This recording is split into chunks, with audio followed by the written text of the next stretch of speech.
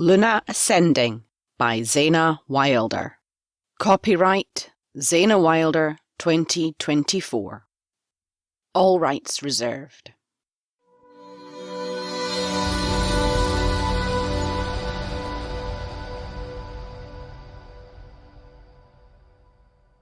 Chapter 19. Dirk. My fists clench and unclench as my world bends sideways. I know our pack secrets, or I thought I did. But as my father speaks, my hackles rise. He berated me for lying by omission. And this is a web of lies any spider would be proud of. Renard's sly smirk gives him away. He's clearly heard it all before. The asshole knows more about my pack than I do. He throws sidelong glances at me, watching my reaction. I school my face. I won't give him the satisfaction. Do you remember when you were both still pups, I tried to make you see how unsuitable Tavy was as your beta? My father asks brusquely. It would be impossible not to remember. It was the worst summer of my teens, an entire season of argument. He was fierce back then, my father, even more than now. But his arguments against Tavy didn't make sense. Eventually, my stubbornness prevailed, but he's watched Tavy hawk-eyed, disapproving ever since. Like he was just waiting for an excuse. What does this have to do with anything? Tavy is different. Connell pauses, glancing at his beta quickly, before adding, He's one of us, but it took me some time to come to that conclusion, and he's the exception to the rule. Nurture versus nature, where nurture won out, he concedes. I look between the two greying men, clenching my jaw. Why is Tavy's dad not standing up for him? My father continues quickly, his words fired out like bullets slamming into me. Tavy is not what you think, Dirk. He is only part shifter. The other half of him is witch. Morrigan witch, to be precise. He wears a suppression charm to keep the magic in him hidden, dormant. It was the condition I placed on him staying. I stare blankly at my father until he snaps. Do you even remember your schooling, Dirk? He asks sharply. What is a Morrigan? Like a child, I bluster. Of course, a shape-shifting witch. From his grimly pleased expression, I know I'm correct. So that's it. My beta, my best friend, is a witch hybrid. And my father knew? What utter bullshit. The man who's always ranting about his pure pack has a hybrid hidden in its midst. His beta's only son. No wonder he wears a face like a sucked lemon whenever he crosses paths with Tavy. Tavy knew, and the asshole told me nothing. He's a witch. Part witch. My brain skips track. My father's council must know. So they can't see witches as inherently evil. They've kept Tavy here, hidden him, sheltered him even. Then it's simply the coven they hate, not witches? Perhaps if it was put to them well, they might even accept relations with other witches. My wolf wags his tail at the thought. Angus, my father's beta and Tavy's dad, clears his throat, glaring stonily at the floor. Then he starts his story in a low monotone. I found my fated mate, Dirk, he sighs. She was in wolf form when I met her, although I knew instantly she wasn't a wolf shifter. It didn't matter, because she was mine. She was a Morrigan witch, one who loved to take the form of a wolf. I snort, but my father's snarl silences me. She was everything I could want, Angus says quietly. My whole world. But although she could become a wolf, she wasn't one. And back then, shifter society was different, even less tolerant. Hell, it's pretty damn intolerant now. I made him choose, my father states, like he had the right to force his beater's hand. Pack or fated mate. Angus chose, and I would have chosen differently. But he did what he had to do, and he came back to us in the end. Wait, there is a rumour that the beta once went rogue. Angus is so dependable. I just assumed it was bullshit. Hell, I even knew Tavy's mum was dead too. I might have unearthed this shit years ago if I'd just asked. Angus ploughs on, his voice cracking.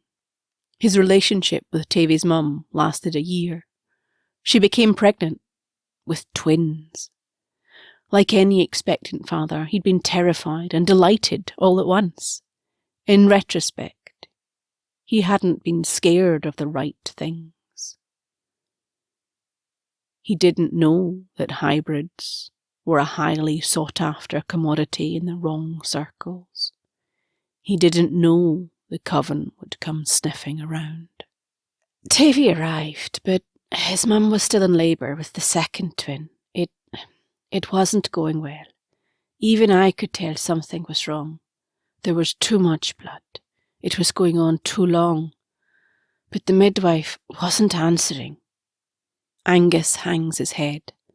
I was rushing around, trying to get a better phone signal, holding Tavy, trying to stop him crying, calling anyone I could think of, and she was screaming. Just screaming. Eventually her scream stopped, and a thin cry reached my ears. She shouted, "It's the girl!" And then I failed them. I never even got to see her, hold her, my wife, my baby girl. Angus stops, unable to finish his story. My dad grips his beta's arm and takes over for him. Angus never met his daughter. The coven attacked moments after the girl was born. We weren't sure if they intended a kidnapping that went wrong or if they wanted to kill the whole family. As it was, there was a massive blast, and Angus, holding the boy, was blown clear of the house. The others died. Angus blanches. I was convinced they were alive. I was convinced I could still feel them, that I'd know if they were dead. I didn't know where to turn, so I ran back to the pack. It took days for me to come to my senses, to realise what had really happened. I guess the shock wore off, and I finally realised I couldn't feel them anymore. They were gone. My father takes over again, giving Angus time to regain his composure. He explains that the Pax Council did some digging. At the time, general society considered hybrids depraved, but the council suspected the attack was a bungled kidnap attempt rather than vigilantes hunting hybrids down. They found evidence that the coven was using hybrid children for some dark purpose, disappearing them regularly. And they still are. Scrubbing my hand over my face, I consider the likelihood. It wouldn't be difficult. Hybrids are forced to the edge of our society. Even now, they're alienated. Their parents are shamed, outcast unless they renounce their partners and any children. Who would notice if hybrids went missing? My gut clenches at the answer. No one. Connell throws an arm around Angus. I needed my beta, and Tavy's half-wolf. My father sounds defensive, cagey, as if he expected better of himself. It was like I was giving the coven the finger, really, by hiding him, and I'd hoped he'd never express his witch side. I hoped that Angus's genes would win out. It turns out Tavy was kept in the dark, only told when he developed magic as a teenager. My father sounds disgusted as he talks about it, but there's a little proud sparkle in Angus's eye. The council ensured he was trained to control his magic, but he was compelled to suppress his aura. Looking at the jut of his jaw, I would bet anything that was my father's doing, too ashamed for anyone outside the council to know that the pack harboured a hybrid. So the council know mates can be interspecies. They accepted a hybrid to a greater or lesser extent. My wolf's hyped, but I have to think clearly here. A battle to squash him down, to ignore him. Even if wolf-witch matings are a thing, they have no bearing on my situation. Freya betrayed me. She was pretending to be mine. The more I hear, the more my frustration builds, and the more my wolf strains to get out. My gums prickle, a shift threatening to rip through me. Shit, I'm an alpha. I should have more control of this. I need more control. I can't show them any weakness. I have to get out the pack house. I have to get away. I hit the woods, running, and finally let go. My stride lengthens, muscles popping and stretching, and my paws hit the dirt. My wolf throws back his head and howls before slinking into the twilight to hunt. Hours later, I finally pad towards Tavy's quarters, nose bopping his door open and heaving my muddy ass onto his bed. Dickhead deserves the extra cleaning for keeping me in the dark. My own damn beta. He should have found a way to tell me. I roll on my back, scrubbing dirt and leaves into the sheets, grinning to myself as Tavy growls his annoyance.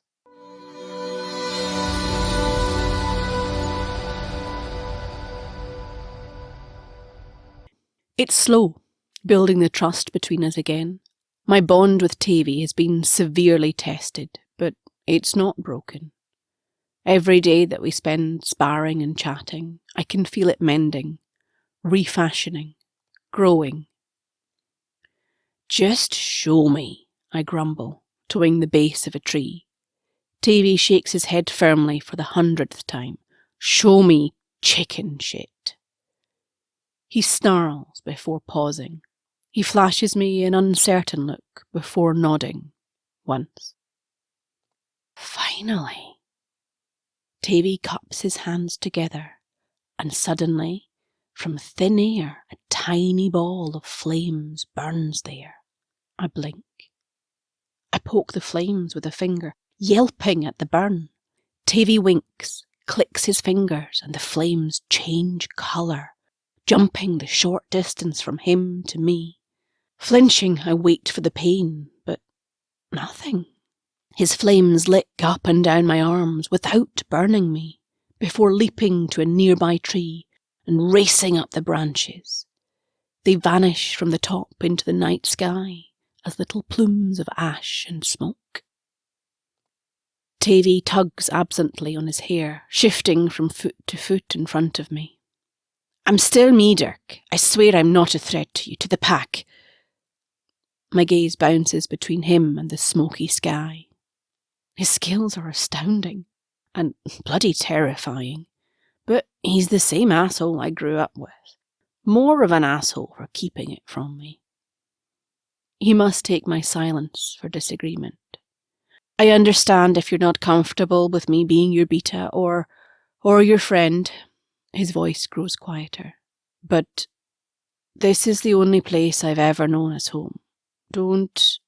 In 2 short strides, I'm beside him, throwing my arm around his shoulders. Shut the hell up, asshole. His whole body tenses briefly before relaxing. Thank you, Dirk. Oh, I'm still mad as the goddess herself would have a right to be, I growl. But not because of what you are. Because you hid it from me. The corner of his mouth pulls up and he rolls his eyes. I snarl and lunge, punching him in the ribs. We descend rapidly into an all-out brawl on the forest floor.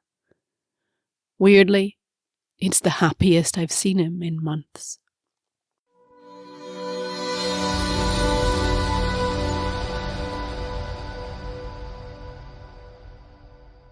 So, Dirk, I heard some interesting shit about your little witch.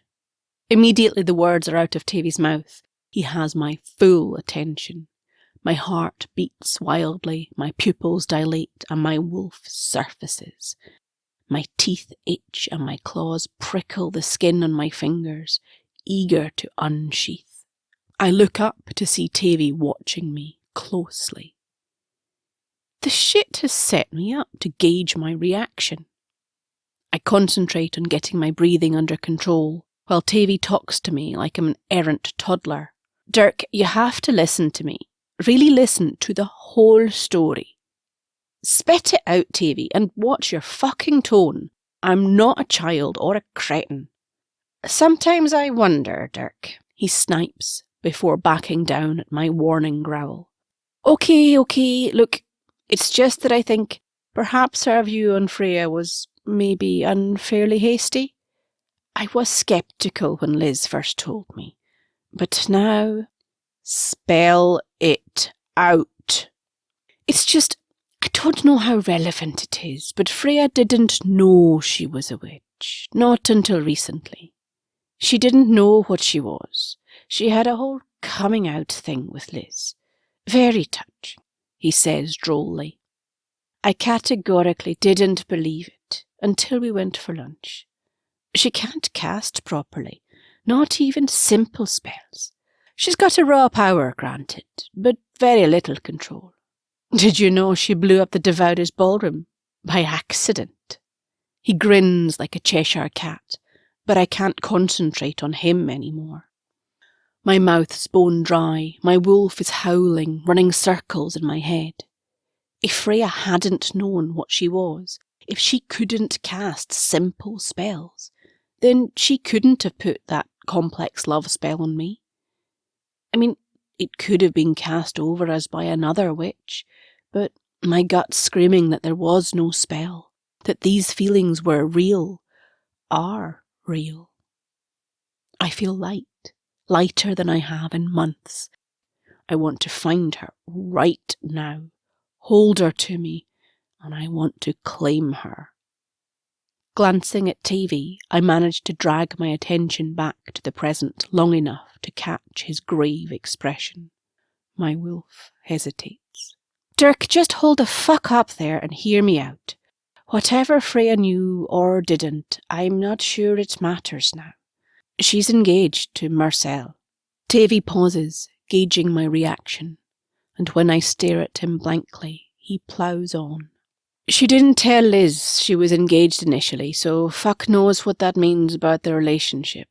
Not wanting to tell her best friend, that's pretty screwed up. But she is engaged. Tavy grabs my arm and gives me a shake. She may not have cast a spell on you, Dirk, but she's marrying Marcel de Vaudoux. There's no way of knowing how deeply involved in the coven she is now that she knows what she is. Whatever her reasons for it, she is marrying Marcel. After a final, terrier-like shake, he lets my arm drop. My wolf howls, demanding we shift. Animal form is easier than thoughts right now. My clothes shred as I change, giving over to my wolf and taking off into the woods.